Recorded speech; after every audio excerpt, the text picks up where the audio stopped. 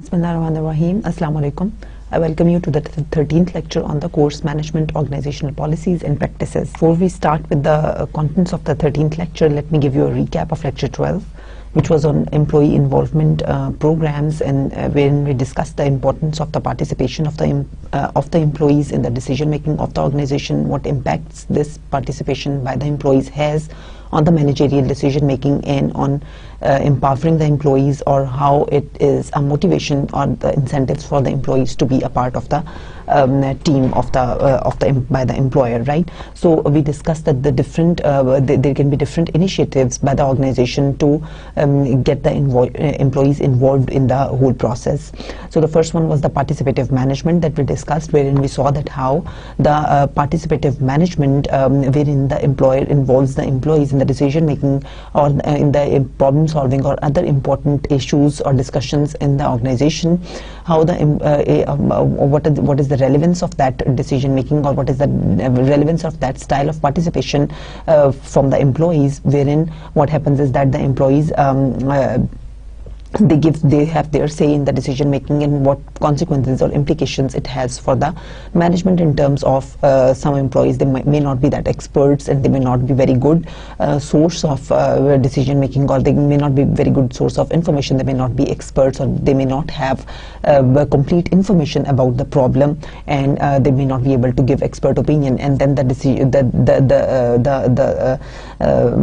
different options given by those employees that might lead not to a very good decision by the managers, because the managers might get biased or something, right?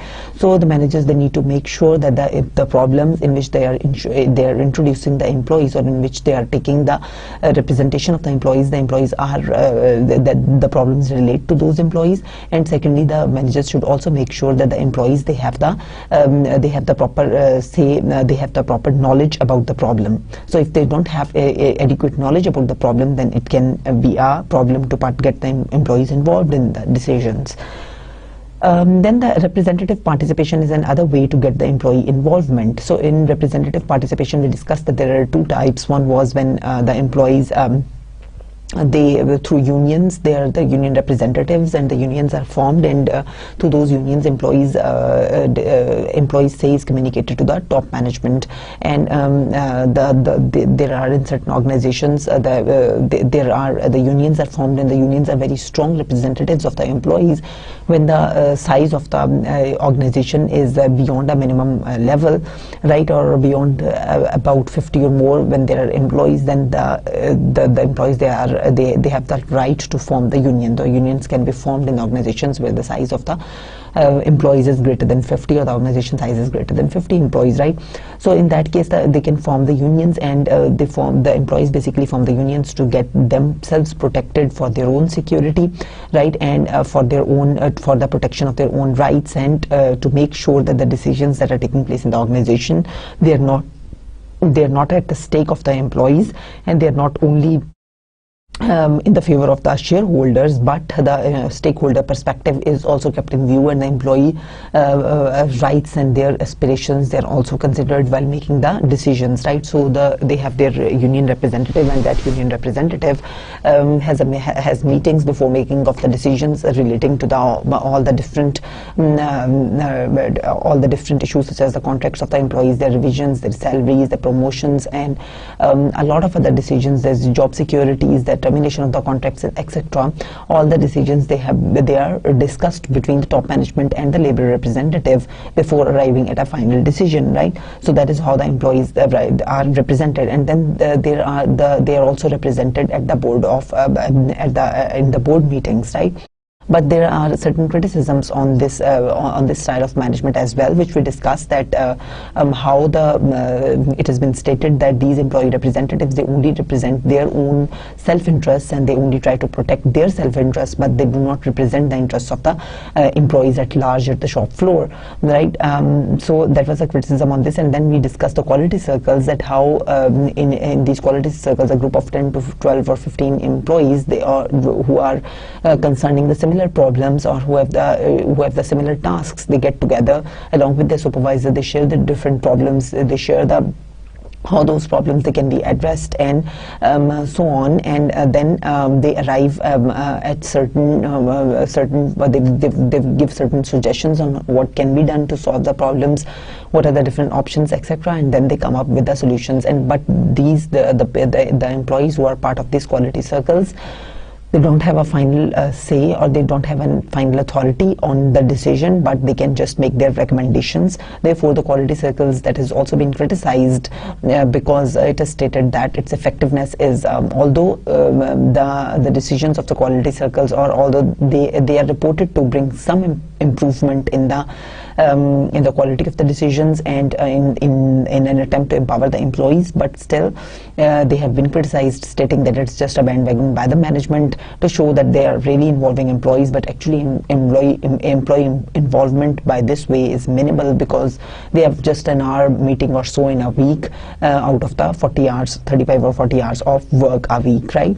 So this is how they are being criticized. Then we discussed that how these employee involvement programs, they are linked to the different motivation theories, and therein we discussed that how we discussed a number of the relevance of these employee involvement programs to the motivation theories, such as the Herzberg's theory of the hygiene factors and the motivators. In there, we discussed that how there are certain factors, that only the hygiene factors, that prevent the employees from getting job dissatisfaction, and there are certain job satisfiers, and those satisfiers, they are basically the how to empower the employees, how to involve them in the decision-making programs of the organization, and by their involvement, by the autonomy and by the empowerment to the employees, they can be the long-term satisfaction of the employees that can be achieved. So they are the motivating factors, right? Then we also had a discussion on the job characteristics theory, that also emphasizes on empowering the employees, that how empowering the employees that can lead to this long-term satisfaction and the long-term results and the long-term motivations of the employees in the form of commitment and satisfaction and the reduced turnover, and so on, right? And then we discussed that how these rewards, they can be linked to the motivation of the employees, and we discussed that the rewards, they are basically of two kinds: the extrinsic rewards, which are in the form of the money, in the form of promotions, and in the form of other number of extrinsic factors, and we also have the intrinsic rewards that can also be used to motivate the employees. And these intrinsic rewards can only be merely a recognition from your employer or from your supervisor. They can just be a recognition, a thank you note from your supervisor, right, acknowledging your efforts and acknowledging your output. That sometimes that can even be more than enough for you, or recognizing your efforts in front of a larger group of people, or in the front of the significant others, right? That may make you give you a sense of accomplishment and a sense of achievement and a sense of recognition. So there are also the intrinsic awards that can sometimes motivate the employees, and we discussed that these two different forms of awards, such as the extrinsic or the intrinsic rewards, they can have their influences on the motivation of the employees. And the managers, they need to understand that what are the motivational orientations of the employees. Some employees, they are more satisfied with the extrinsic rewards, and some employees, they require, or their need is the intrinsic rewards, so they are more satisfied with the intrinsic rewards. So it depends upon what are the motivational orientations, and the managers, they need to understand the different requirements of the different individuals and customize their policies and practices and the intentions and the reward structure according to the requirements and the needs of the employees. Then we discussed that how the organization, it needs to establish its pay structure, or how it establishes its pay structure, and what it has to pay. So in order to decide what it has to pay, we discussed that there is both an internal criteria and we discussed an external criteria. As per the internal criteria, we discussed that the manager or the organization or the employer needs to see that what is the job description, what are the particular characteristics, or what the potential employee is going to perform, right? And vis-a-vis that, those job characteristics, what is the value that the potential employee is going to provide to the organization, we judge the potential employee on the basis of the value added that he can provide to the organization, and the potential contributions of the employee to the organization or his worth to the organization, and then on the basis of that it makes its analysis, and then it decides what to pay. But we also discussed that that is not the only way of deciding what you have to pay to the employee, but you also need to conduct an external environmental analysis in which you see the salaries of the competitors that are being offered on the similar position, right? So the salary of the competitor is really important, and that what the salaries or what package the competitor is providing, because if you are not providing as much and the potential employee is really worth it, and you are not offering him as much as the competitor is offering, then he might be poached by the competitor even before he joins you, or after joining he may be poached by the competitor, because that might be a bigger incentive for the potential employee, especially when he is really capable and he is really skillful. So it really depends upon what kind of skills the job requires, what kind of skills the potential person has, what is the availability in the labor market of the person. Is the labor market very loose or it is very tight, right? So depending upon and how critical, how important that task is for you as an employer, right? So if there is like during the 1990s, there was really a huge demand for this IT people, the technical people, and their supply was in dearth, so they were paid really high. And same goes for this healthcare sector, the doctors and the other healthcare professionals. They have always been in their demand in shortages, and their demand has always been higher, so they have been paid higher, right? So similarly, the IT people, as I gave you the example, so it really depends. Your pay structure depends upon a number of factors, but the most important of those are that your internal structure, what are your job characteristics, what are your requirements, how much the potential worker is going to add value to what you require, right? And then the external market, how the external market is, how the labor market is. So they are the really important and most critical factors in determining that what you have to pay. Then we had a discussion on how you have to pay. You have to reward the individual employees through the variable pay programs, right? And that is an option and this option has been increasingly utilized by the employers nowadays, because of the flexibility pressures that they have, that how they have to keep their costs low in face of the recession in the global economy, and in the face of the reduced demand for their products, how they can keep their costs low and how they can stay more and more flexible. So relating to that, there are a number of options that are available for the employers that we discussed in great detail, that how the employer chooses between those different options. And we started off our discussion from this piece rate pay, where we saw that how it is a basic, there is no basic pay herein, and it's only related to what your output is, and you are getting per unit rate, right? So if you are producing 10 bricks, you will be getting the $10 for those 10 bricks, and if you are producing 20 bricks, you will be getting $20 for those 20 bricks, right? But and we also discussed that this kind of pay rate schemes, they cannot be offered at all levels of jobs, but in certain jobs they can be offered, and in certain jobs you cannot link them to without any basic pay. You cannot just pay them. right? And then we discuss this merit-based pay, wherein you make your you pay the employees on the basis of their performance, right, which is the pay for performance as well.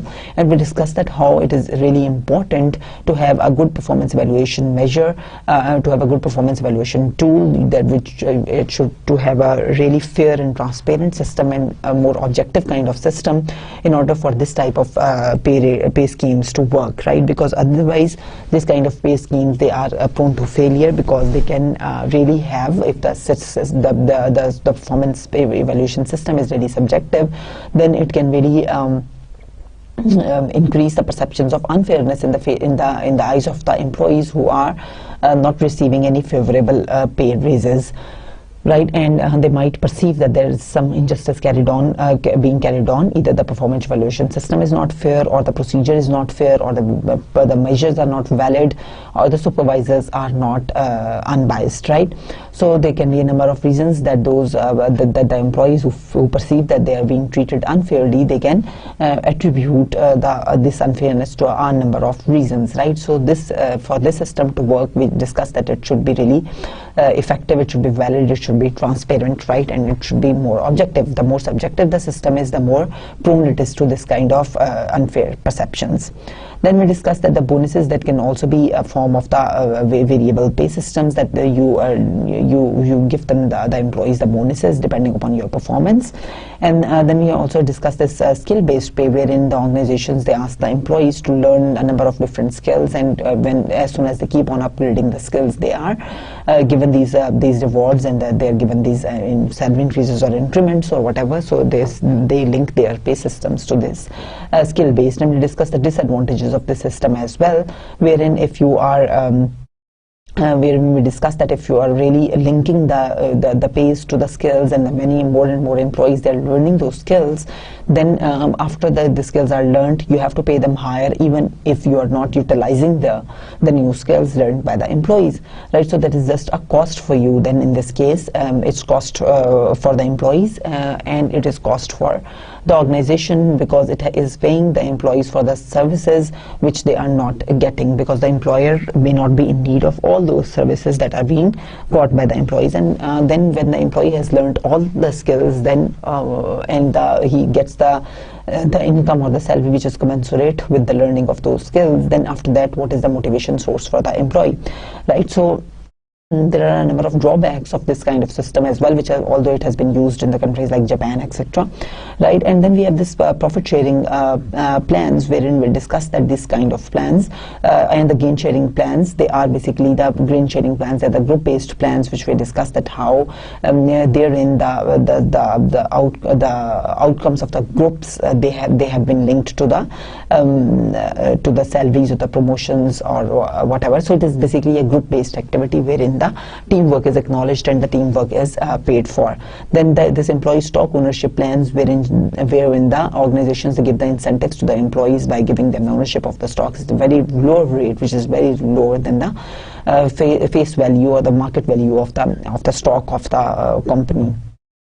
So sometimes this kind of option that has been discussed to be really motivating for the employees, but it also has drawbacks, and some data also reports that it is not a very positive or very good way of rewarding the employees through the variable pay programs, right? So we discussed a number of these variable pay programs and how they influence they can influence the reward structure of the organization, and their positives and negatives. So you should all be familiar with the strengths and the drawbacks of these various programs, and when each of these programs can be offered, you need to put an insight into this area as well, that which program can be offered, or why which program is offered, right? So and what are their different consequences for the employee motivation, and and what is their contribution, or what is their importance for the organization, which program is more suitable for the organization, and under what circumstances, under what conditions.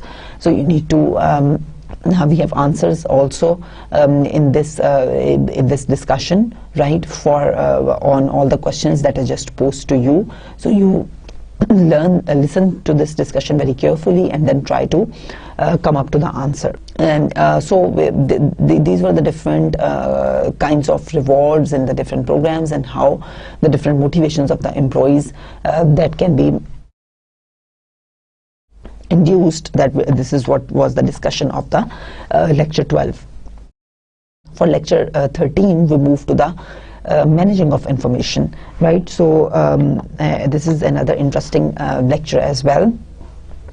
Let's have the outline of this lecture, which after going through this lecture, you should be able to explain the strategic importance of information. You should be able to describe the characteristics of useful information, that is its value and costs, and you should be able to explain the basics of capturing, the processing and protecting information. You should also be able to describe how companies can share and access information and knowledge. So so the chapter or the discussion is all going to be about the information, how information can be managed, what are the different challenges to getting, receiving and capturing and storing the information, right? How the information was received and how it was handled earlier and how it is being done now, what are the changes. So then and now, I have a few examples for you. So before, the adding machines were used instead of the spreadsheets that are being used now. Before, the filing system was used instead of storing in the hard drives. Now we store in hard drives. Earlier we used to maintain the files. So even now we have not completely, of course, shifted to the hard drives, right, or to that system which is not at all manual, which is 100% computerized. Many organizations are still maintaining this file system, but to some extent they have the computer systems as well in every organization, whether that is small organization, whether that is remote organization, whether that is really a public organization. You can see this this computer system there as well, right? So we have the software, although it depends upon to what degree you have become digitalized or computerized. That can be different, but the computers are introduced now in every field, in every area and everywhere. Right, and then we have this hard copy summary, which used to be sent by post to head office instead of transferring through satellite. Now the fact sheets, the data sheets, any kind of letters, any kind of notifications.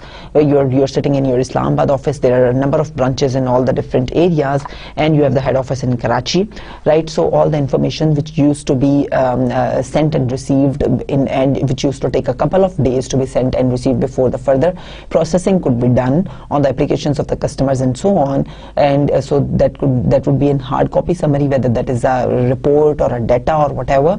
But now that can be easily transferred through satellite, that can be transferred through email, and that can be transferred through another number of electronic media or the electronic channels that can be used to transfer that information within seconds or within minutes, right? While previously that source was not available, and it used to be very costly, especially in terms of time, to transmit that information. Then electric typewriter instead of word processor, right? Of course, the word processor that has replaced this typewriter. Then the email system that has replaced the sticky notes, and the co-workers and assistants, they are now instead of writing, they're using this voicemail, right? You just drop a voice message, and that's it, instead of writing the messages. Moore's, basically, if you're familiar with this, Gordon Moore, who was the co-founding member of the Intel Corporation, he basically forwarded this law in 1966. And the law states that 80% of the, he basically made the 80% of the integrated processors which are used in the PCs, right? So that is what the Intel Corporation makes, right? And he's the founding member of that corporation, and you must all be familiar with Intel. Is a great name, right? And he basically predicted that every 18 months the costs of computing will drop by 50% as computer processing power doubled. and the computer today is much smaller and faster than mainframes used in the 1990s, right? So you see that over a couple of decades how fast this computer technology it has developed, right? This is really a remarkable growth of the IT industry and the computer industry in this sector, right? Wherein now you see that the computers, they're much faster, they're much smaller than they used to be decades ago, right? And you can even in the 1990s, now the mini laptops and the notebooks that you're holding in your laps and in your hands, they are much faster, they are much smaller in size, and they are much more portable. Then the rate at which this technology has progressed, it has been stated that if the technology had progressed at the similar rate at which the IT technology has progressed, if it has progressed at the similar rate in the car manufacturing industry, then the cars would be much cheaper too, right? Like the cars which are being produced by the GM or by the other companies that are really expensive, they would also have been much cheaper if their improvement in the technology had been at the same pace in that industry as well. Then we see that why it is important to have the information. We see that one, we have the raw data, right? And when we process this raw data in an informative way, then it becomes information. So if I give you an example that you have data of $5, $18, $39, 49 and 21, this is just a raw data, and what can you interpret out of this? What can you analyze out of this? What can you utilize out of this if you are given this data? Right? So it is not useful for you because it is not information. So it will become information only when it will be useful for you, and it will be useful for you when you will be able to interpret something out of it, when you will be you'll be able to draw some meaningful analysis out of it. Only then it will be a useful information, right? So if instead of saying this $5, $18, 39, 49 and 21, it's just a hypothetical example. If I say that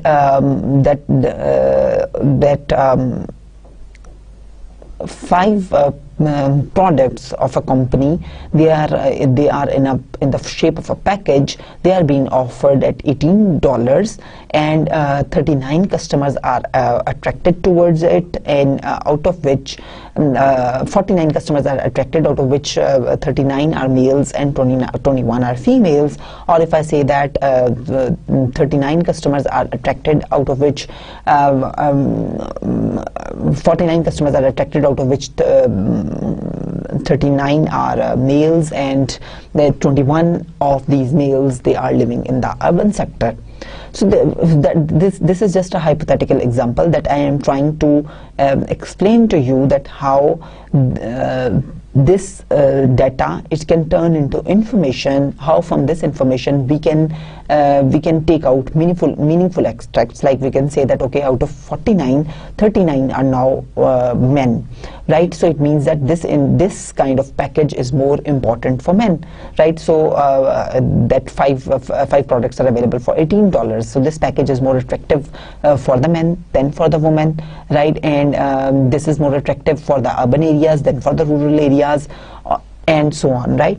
So we can extract a number of information, a number of analysis can be done from this kind of information that we have, and then that is how this information can become useful for us. So of course information is useful only when it can influence someone's choice and behavior, right? So if we have certain kind of information, and on the basis of that information we have to make certain decision, or we can make certain decision only when we have certain kind of information available, right? Or the quality of the information, or the more the information is, the better the quality of our decision, of course, then that information is useful, right? So if we have an information but it does not have a lot of influence on our decision making, right, so that is not as much useful information. But if on certain information is really critical to our decision making, then that information is really useful, right? So when it influences our choices, when it influences our behavior, our decisions, then it is a useful information, right? So managerial decision making is of course based on the information, right? So now what kind of information do you have, how the information is useful, what kind of information do managers need to for it to be useful, right? Or for there are a number of characteristics that make the information useful. So the first one of the characteristic is the accuracy of the information. So herein we say that information must be accurate to be useful, right? So for example, if the information is accurate, then it should be reliable and valid. So if the information is not reliable and if the information is not valid, then that information is not accurate, right? So if somebody comes to me and says me in the university, right, I am for example running a program in the university, like the graduate program. So if somebody comes to me and says to me that this year the admissions, they are not going to be very good at the university because many students, they are many prospective students, they're going to the other universities for their admissions, and there is not much likelihood that they are coming to our university. So if I get this information, how reliable that information is, that depends upon the source of the information, upon how that person, what are the basis for having that information, how valid that information is, whether he has got some really statistical evidence for this information, whether he has got the data from the admissions office, or that how many prospectus are sold, right, and how many prospectus were sold the last year, how many prospectuses are sold this year, is the ratio not good this year compared to the ratio of the prospectuses sold earlier, right? And what is the date of closing, how many have applied, how many have not applied. So if the person he's saying this to me without backing his information with strong arguments or with logic or with analysis, that information is not useful, because I will doubt the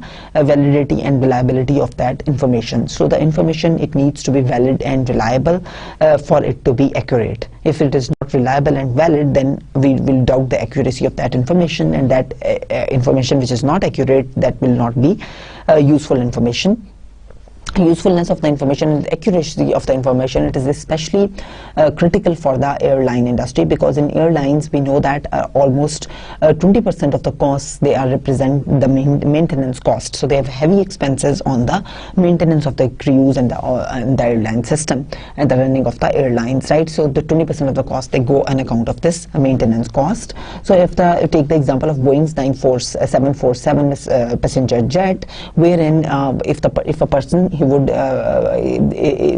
just take off the switch of the circuit breaker, then the system of the Boeing 747 passenger jets, that would start showing that the plane is out of order, although just placing the switch back again would restore the circuit breaker and the system would start functioning again. So but if that is mal-reported or that is misreported to the maintenance crew that the plane is out of order, then you see that how what would be the reaction of the crew, how they would be there are a number of consequences for of this kind of information that has been wrongly provided by the system, by the information system of the Boeing 747 passenger jet, and how it has consequences of not flying the plane, of the maintenance crew spending on the maintenance and trying to sort out the problems and so on, right? Although the problem is just very small, right, that the circuit breaker switch that needs to be put back. So inaccurate information that can actually lead to a number of expensive mistakes, right? So you trying to make the corrections which are not actually required, right? You're trying to sort out the problems, so time, money, and a number of other consequences. So maybe you end up in giving a solution to a problem that does not actually exist. So then the completeness of the information is of course important. It should be complete. So if you have incomplete information, you can imagine that you cannot make a good decision. So for rational decision making, which we assume, you need to have complete information. If you don't have the complete information, it means that you don't have the complete picture, right? And without having a complete picture, you cannot make a very good decision, right? So you need to identify problems and identify potential solutions. So the new generation planes like Boeing 777 contains 600 computer sensors that airline can use to schedule the maintenance, right? So with the help of these 600 computer sensors, they get the complete information, and with the help of that, they can schedule their maintenance in order to get the complete information. Because again, as I told you, that without complete information, your decisions that might be faulty. Right, and because if you have incomplete information and you're basing your decisions on that incomplete information, that might be different than if you have another piece of information and that is so relevant and important for you that it altogether changes your decision, right? So if that part of information is missing and that is not complete, then your decision would be different, and that might not be a very good decision, right? Then the information, it needs to be relevant, and information is useful when relevant, and relevant pertains to when it pertains to the problem, right? So any information which does not pertain to the problem, that is not relevant to you, and that is not helpful for you, that is not useful for you in making your decisions. The Federal Aviation Administration, it classifies these maintenance problems on planes into 3 categories. One, they say that their priority 1 problems are those problems that must be fixed after the plane lands or before it is allowed to take off. Right, so the plane is not allowed to take off before these priority 1 problems are fixed. The priority 2 problems are those problems which are not of as huge importance or intensity, and the plane is allowed to operate for a limited time period before those problems can be fixed. So we have a time duration within which we can fix that problem, right? And the plane is allowed to operate within that time period. And the priority 3 problems are the ones which are minor and that the airline can fix at its own discretion, right? So there is no time frame for those problems, but it's upon the discretion of the airline that how and when it wants to fix those problems. Then of course the information, it needs to be timely. You must have heard several times echoing it to yourself that I wish I had known that ahead of time. So several times we say this to ourselves that if I had known this before time, I would have done this, or I would have made this decision or made that decision. So this is timely information. Then what is the importance of timely information? If you're familiar with this statement, you would also be familiar with the importance of the timely information. So the information available nowadays to plane maintenance crew is more accurate, reliable and timely. You must be familiar with this United Airlines new MS, which allows the crew to track plane performance while they are en route to their destination. So during their routes to their destinations, this MS of the United Airlines, it has enabled the maintenance crew to track the performance of the plane, and if there are any smaller or some problems that can be fixed during the route, they can also be fixed therein, right? So because otherwise that can be really disastrous, especially in the case of the airlines, right? They don't have any margin of error. The system needs to be really accurate, and really the timely decisions need to be made, and the timely information needs to be gathered, right? So this is the quality of the information system. Then there are a number of costs which are attached to acquisition of this information or of the cost of this useful information. The first one is the acquisition costs. Then the cost that we have to spend when we have to gather that information, when we have to collect that information, right? So that is the acquisition cost, right? So for example, if you have to conduct a research and you have to through a survey system or through a survey method, and you float the questionnaires, you have to get the questionnaires filled from the 10 or 20 banks. You have to go to the employees of those banks, and the costs, you can imagine yourself that the cost that you are incurring on acquiring that information. First you need to make a questionnaire, right? So you need to have a software to make that questionnaire. You need to have a computer to make that questionnaire. There will be some cost that will be attached to that. Then you printing of the questionnaire, that will need some cost. The photocopying of the questionnaire, that will need some cost. Then the traveling cost that will be attached to get that information to so these are all a number of costs that are attached to getting that information. Then you get the questionnaires fulfilled and you have all the information, but there is some acquisition cost that is attached to that information, right? Similarly, the CAB reports that are basically the consumer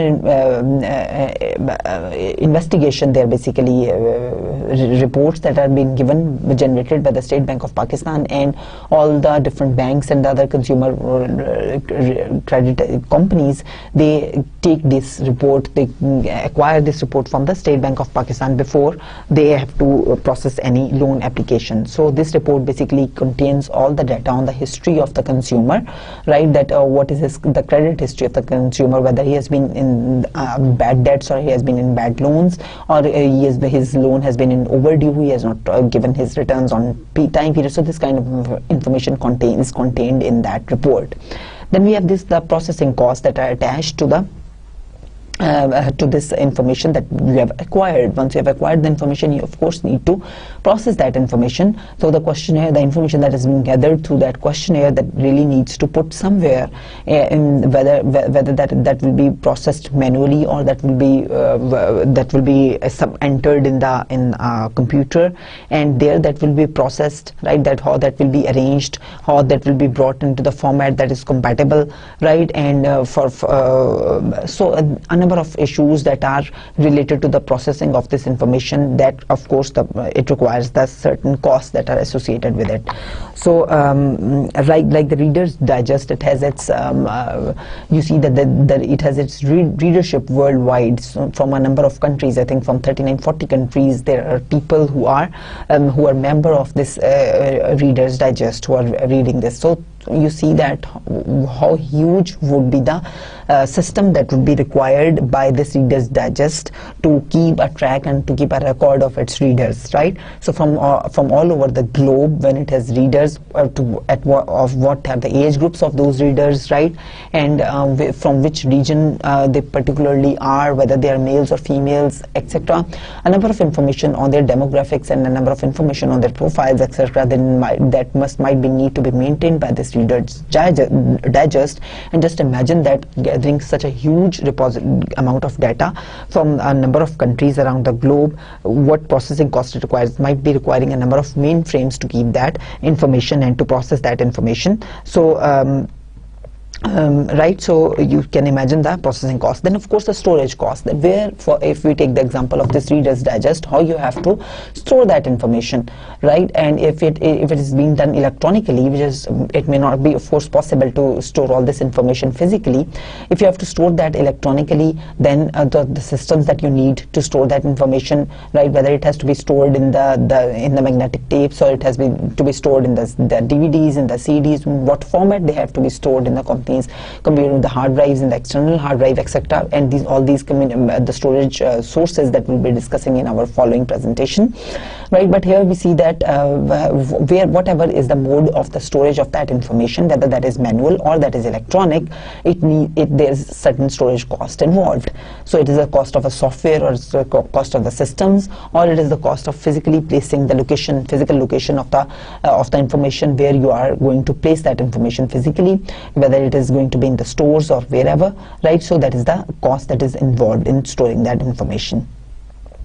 So following information available with SBP data base, such as age, estimated income, home ownership, cars ownership, occupation, children, number of credit cards, and so on. So all this kind of information, this is just the example from the CIB report that we discussed in our previous slide, that how this is SBP, that in this report it gives all this information, and you need to process all this information, and then you need to store all this information. So you need to have a strong MIS and a number of computers that are required to store all this information, in case you are electronically storing the information. And if you are physically storing the information, I told you that how it involves the cost of the warehouse, or the cost of the store wherein you have to keep that information. Then of course there are certain retrieval costs that are attached. If you know that somebody has some information that is required by you, right, you first have to convince that somebody to share that information with you, and if that somebody is convinced that okay, he or she can share that information with you, then you have to get that information, processed, and you have to turn it into a format which is usable for you. And by the time all this gets done, then that information may no longer be timely, and that may not remain useful for you. So it's not that the retrieval costs are minimum or that there are no retrieval costs, but there can be sometimes very heavy retrieval costs. So sometimes you know that somebody has the information, and sometimes that person is not willing to give that information to you, or that information retrieval, it may not remain possible anymore. In certain situations, circumstances can also arise wherein the retrieval may not remain possible. Then we have this communication costs that are attached to this information. Which are of course the transmission of the information costs from one place to another. Like the electric companies, they have employed these meter readers who walk from house to house and they gather the information, and then that would be entered into the company computers, right? So these are the communication costs. Then what is the strategic importance of information? Of course, you can reap this strategic competitive advantage by reaping the first mover advantage, and but of course you need to have you need to sustain the competitive advantage that you reach at. We discussed the concept of competitive advantage and how and when the companies can sustain this competitive advantage. We also saw that how the first movers, they can be really advantageous in terms of the market share that they gain and the profits that they reach. So let's see that the first mover advantage is basically the strategic advantage that companies earn by being the first to use new information technology to lower costs or to differentiate a product. So the companies who basically enter the market and with new innovation, with a new product, with new information technology, right, so they are basically the first movers, and it has been reported that these first movers, they earn 30% more market share and profits compared to the 90% market share and profits that is earned by the followers. So there is a remarkable difference of around 11% between the first movers and the followers, right? And then we also have the example of this the early adopters of the ATM machines. So the ones who switched to this, the banks who shift to this ATM machines, wherein you can without visiting a bank, you can just get your cash, and you can withdraw the cash, and you can deposit the money. It provides 24 hours a day, right? And so the firms, a study shows that who were the early adopters of this ATM technology, they were basically 26%. They had this market share compared to the followers, right? So we also have the example of Amazon.com, which is the first online store, and it sells the books online. It is around a repository of around 2.5 million books, which is 10 times more that of Barnes and Nobles, right? And this company, Amazon.com, an online bookstore, unique of its kind, it has basically gained this first mover advantage by reducing its costs. And how it does that is that, one, it avoids the physical store. The physical storage is not required, like that in case of the Barnes and Nobles, with the need a physical location, a store, and they have to pay costs of that store in the physical location. And of course, when you are physically providing the books, it needs a lot more space than when those books are available online. You do not need that physical space. You don't need that. You don't have those storage costs. You don't need to have that storage capacity, right? So that is why the Amazon.com is offering around 2.5 million books, and it only orders the new books when its earlier book is sold, right? So this is how they have also reduced the cost of the inventory. So they don't have to maintain the inventory at the same rate, or they don't have to put in that much money in the inventory as the Barnes and Nobles is doing, which has a huge cost of inventory that it has to maintain. Right, so these are the types of the costs that the Amazon.com is saving, and as a result, it is earning much more profits. So these are some of the advantages of being a first mover, right? But this is important to note here that of course the first movers, they are reported to earn higher profits, but sometimes some organizations, when they enter into the market, they also have this follower strategy, right? So what they do is that they just follow the or they have this imitation strategy in which they after the first mover has entered the market and the market share of the first mover increases in the beginning, and then when the technology becomes old and obsolete, then when the followers, they basically what they do is that when the first mover has launched the product in the market, they learn the first mover from the first mover, the technology that has been used, and they imitate that technology, and then they enter into the market with much cheaper technology and at a lower price, and as a result they capture greater market share. So in some instances that also happens when the firms, they have this counter strategy prepared, that how they will imitate and they will come into the market and they will outplay the first movers. And sometimes it becomes so difficult and tough for the first movers to combat this competitive strategy of the imitating firms, and as a result they have to in some cases they also knock out of business because they cannot come up with this they cannot play up with this approach or with this strategy of the imitators. So the firms, they really need to be careful. The first movers also, they need to be careful that how they are getting the competitive advantage for a particular IT technology or the strategy that they're following, and if they're getting that competitive advantage, is that sustainable or not? So they are the important questions they need to be, that they need to concern themselves. So smaller banks, like what they did was that as a result of the ATM that was being adopted by the larger banks, what they did was that they formed this ATM networks like Plus and Cyrus, and the transaction cost which can be processed on almost all the banks through this network. And as we discussed, that since the new information is costly, therefore the first mover strategies, they can sometimes also fail.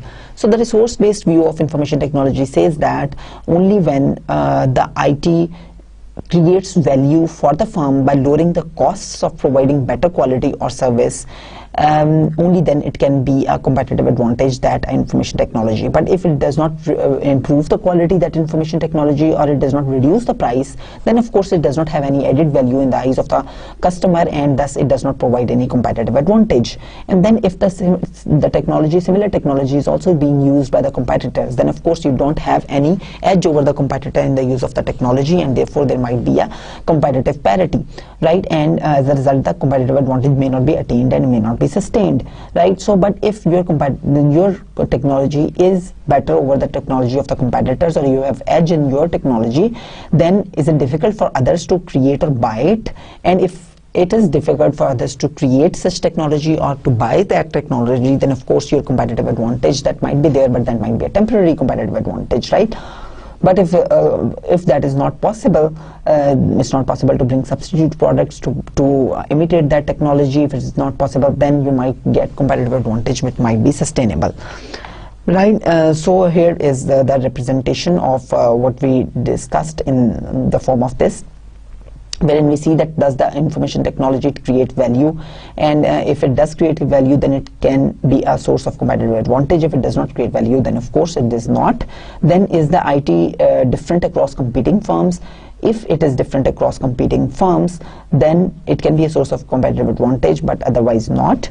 Then is it difficult for another firm to create or buy the IT? If it is possible for other firms, then of course it won't be a competitive advantage, but if it is not, then it might be a sustainable competitive advantage. Then the capturing information, we have two methods available. One is the manual and one is the electronic. When you have some information, like you're going to a bank and you're fulfilling an application form to open the account, so that is a manual source of information. You are manually filling the application form, and that form is then processed and put in into the system. All that information manually, the information that is put into the system by the accounts officer or account opening officer, right? So of course that system is prone to a number of inaccuracies and faults or human errors that can be there, and those errors and the faults that can be avoided if you use this electronic system, because that is much faster, that is not that expensive, that does not require all that files and everything to be stored that way, right? And that is more accurate, the electronic information, right? So the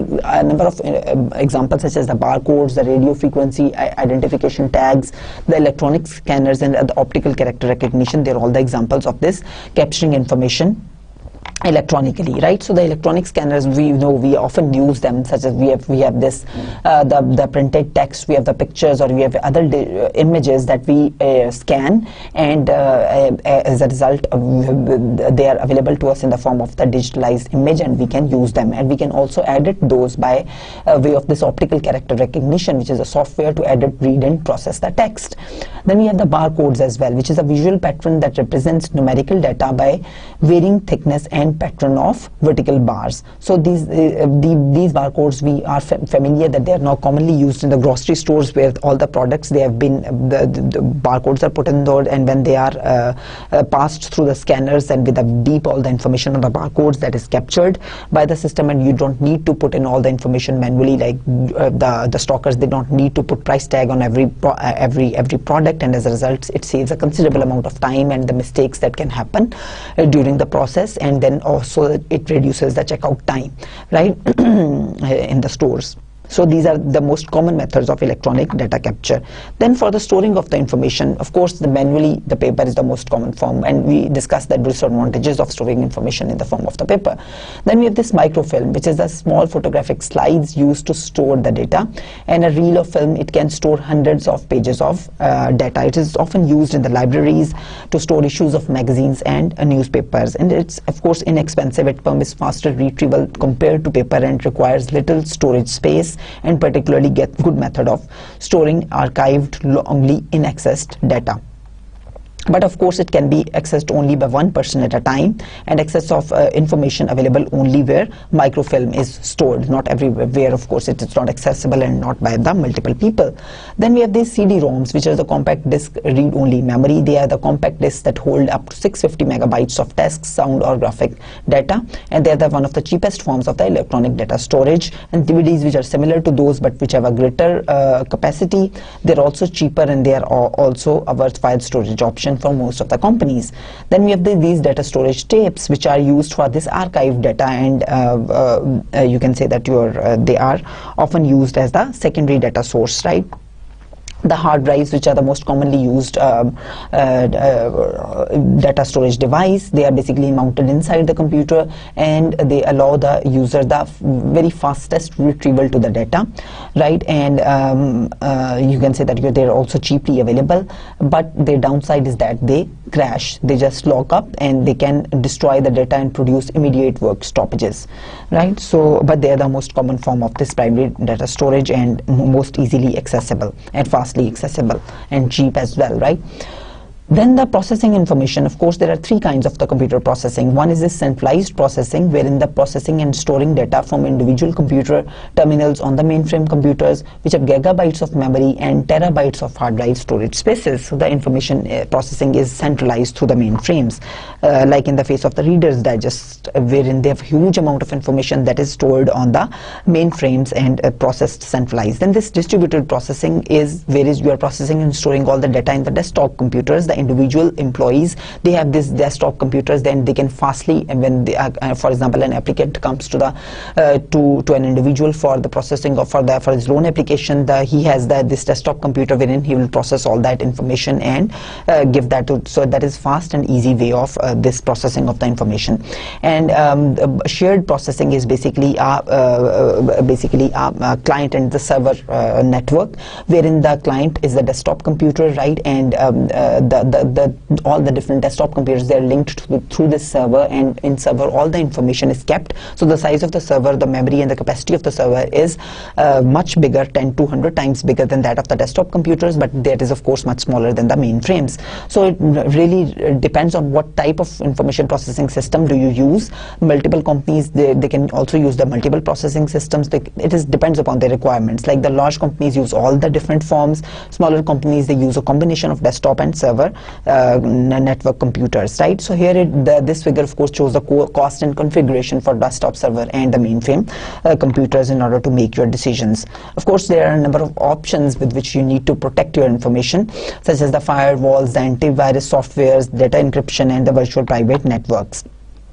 The password, you need to be really careful to set your passwords. There is how it should be a complex number that you're setting as your password, and these are the guidelines on how to set your password. So, of course, the accessing and the sharing of the information and knowledge, there is previously it would take weeks for companies to confirm the customer orders, but now we have the emails, and we all discussed that how the emails, they're the very fast form, but their downside is that a number of emails are received, and some of which are totally irrelevant for the managers, so it is a lot of information for the managers. Then we have this voice messaging, which is a telephone answering system that records the voice messages, and it has more freedom of expression. Some people are not readers, they're just talkers. That is why it is it is a relatively richer source, right? But its downside is that reading messages faster than listening.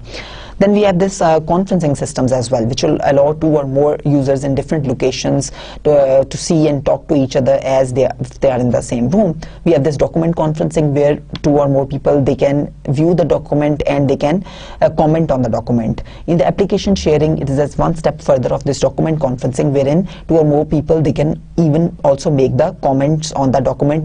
They can also make changes on the documents, not only make the comments. So right in there, they can make the changes in the document. Then the desktop video conferencing is basically where 2 or more people who are sitting in different locations there. So herein they're using the video cameras, and they can also hear each other. They can see that share the documents, and this desktop video conferencing, it basically requires very high speed internet connections, right, and very smooth picture quality to work. We have this executive information systems, which is basically to the executives, it is a high quality information system which provides very easy access to the data, both the internal and the external, in a very readable form, in a very analytical form. It is available to with one click. It is available to the managers. So the managers, they don't need to be very adept and very efficient in this computer technology and their analysis. They have all this data with one click. It appears in front of them in the form of the graphs, in the form of the figures, in the form of comparative analysis between the different regions, between the different demographic wise data, and so on, right? So it is available to them, so it is easier to use for them. So these are the characteristics of some of the best-selling executive information systems that I would like you to see. Then we have these intranets, which are the private company networks, and they allow employees to access, share, and publish the information. So here in the companies, why they use these intranets, that is because they're inexpensive, they increase efficiencies, and they reduce costs, they're intuitive and easy to use, and so on. So this was our today's lecture on sharing and the managing of the information. We made a comparison between the information channels in the past and now, how those channels can become useful, and what are the challenges of the data retrieval, communication, storing, and of information, and what is the executive information system, and what are the different processing sources. I hope you enjoyed today's lecture. I wish you all the best. Thank you very much.